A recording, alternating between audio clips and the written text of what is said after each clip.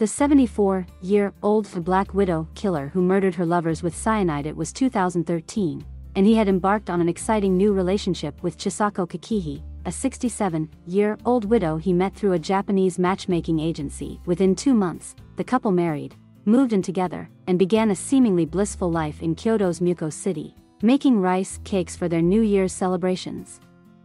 But Isao Kakehi didn't live to see in the new year. On December 28, he became the fourth and final victim of Japan's Black Widow killer. Chisako Kakehi, now 74, is on death row for murdering 3 romantic partners and the attempted murder of a fourth. The murder started in 2007, when she was 61, but she escaped suspicion until Isao Kakehi's death prompted a police investigation that resulted in her arrest in 2014.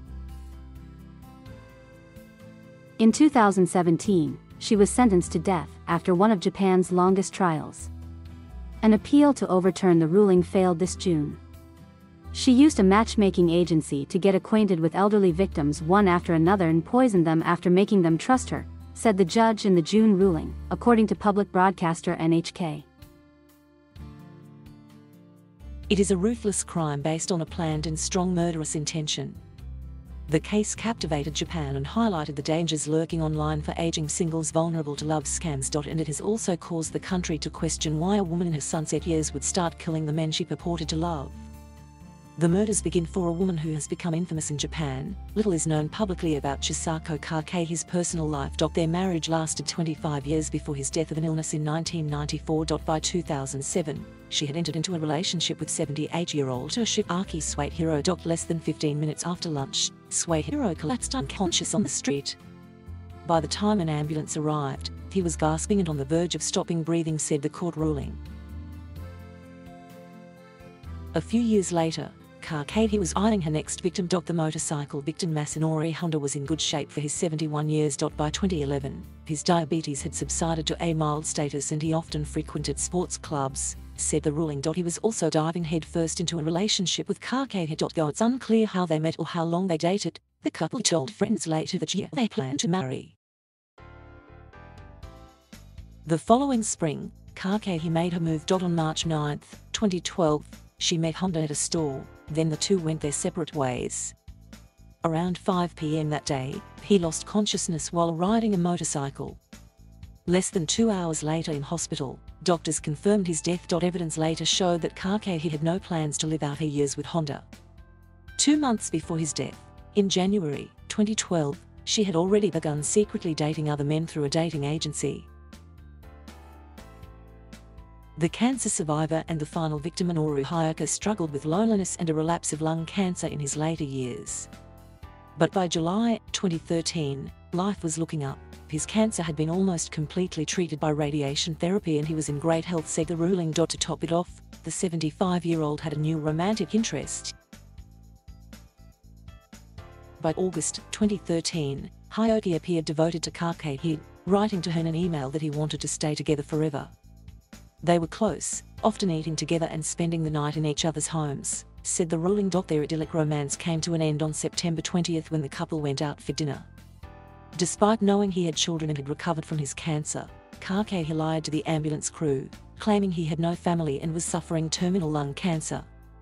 When they offered the resuscitation procedure, she refused permission to resuscitate him. He died within 2 hours. But Isao Kakehi was none the wiser, and seemed renewed with enthusiasm for life. In email exchanges and messages, he told his new wife he wanted to do their best to enjoy a bright second life and live long. His death raised suspicion about Kakehi's string of unlucky lovers, prompting a police investigation that quickly unraveled her web of deceit. Catching a killer. But Isao Kakehi's death was considered suspicious enough to warrant an autopsy, which revealed lethal amounts of cyanideIt in his heart, blood and stomach, as well as erosion in his stomach. In August 2014, investigators discovered their smoking gun in Isao Kakehi's apartment. Buried in a pot plant his wife had thrown out was a plastic bag containing traces of cyanide. 2 months later, police arrested Kakehi. After interrogations over numerous months, Kakehi eventually confessed to poisoning Honda, Hayaka and Suehiro with cyanide capsules. In it for the money, this combined with their late age and single status, made them perfect targets. The first of the 4 poisonings was driven by debt. Kakehi owed Suehiro 48 million yen, said the ruling. Kakehi thought she would kill and avoid the repayment. 2 months after Suehiro's death in February 2008, Kakehi wrote a letter to his children saying she had paid back the money using the inheritance of another man according to the ruling. Love scams. Kakehi's highly publicized case pushed love scams into the public consciousness. Japan has a second Black Widow killer, Kani Kijima, 46, who is also on death row for killing 3 men she met on dating websites in 2009, and making it look like suicide in each case. She, too, had been motivated by money, according to Asahi. After Kijima's 100-day trial, she was sentenced to death in 2012. The Japanese Counseling Organization for Personality Disorder and Marriage Fraud, a Tokyo-based support group for victims of fraud, says it sees about 100 cases of love scams every year. Scammers often ask their victims for expensive birthday presents and other financial demands until their victims have no money left to give.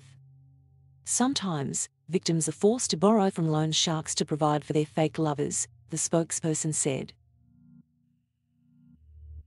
The dementia defense says it's unclear why Kakehi kept killing men she met through dating agencies even after amassing a fortune of millions of dollars. But her defense team saw it differently. They based their appeal on inconsistencies in her testimony, pointing to her confession and its subsequent retraction as evidence of dementia and coercion.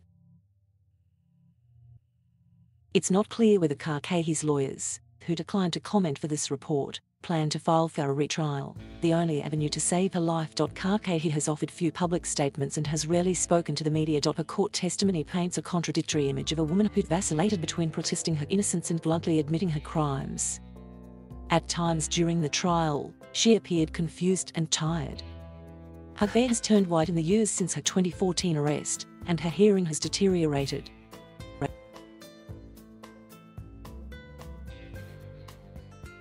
Thank you for watching. Please subscribe